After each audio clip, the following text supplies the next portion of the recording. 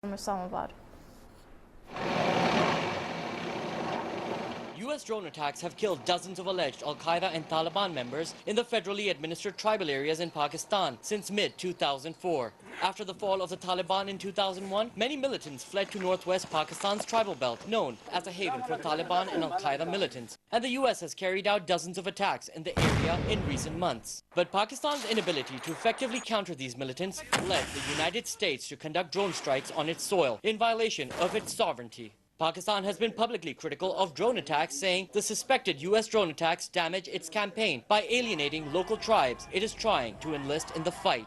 These protests have never been taken seriously by the U.S. administration, but it seems this trend cannot continue for long.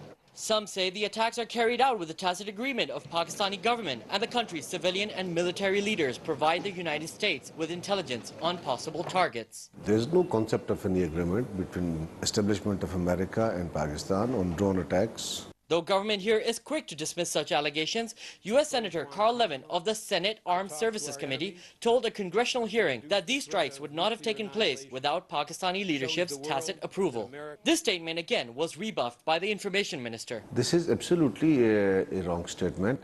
If there was an agreement with Americans by the previous government, we must have brought it to the public. But is silence on this counterterrorism tactic the best strategy? Yeah, if I think the government cannot do anything against the militants who are hiding out in the tribal areas, that is the best strategy, to stay silent and allow the Americans to do the dirty job. The United States has carried out about 50 drone strikes since last year, killing about 465 people, including many militants, foreign and local. But Pakistan is persistently trying to acquire the drone technology from the U.S., saying it wants to go after the bad guys. Please give this technology to us. This is a policing weapon. This is not a military weapon now. If we get this technology and we use it properly, this will be productive. Washington does not directly acknowledge being responsible for launching the missiles, which have killed civilians as well as militants and contributed to anti-U.S. sentiment in Pakistan. Any admission that Islamabad works with the United States in attacks on its citizens would be damaging for the shaky civilian government. The very fact that the Pakistan army or other security forces have not reacted or retaliated suggests that there is approval by the Pakistan government. Still, speculations remain about Pakistan's secret role in assisting the U.S. in ongoing drone strikes, and unless Pakistan comes down hard on halting the attacks seen as infringement of its sovereignty, doubts will remain. Of course, the drone attacks are not stopped.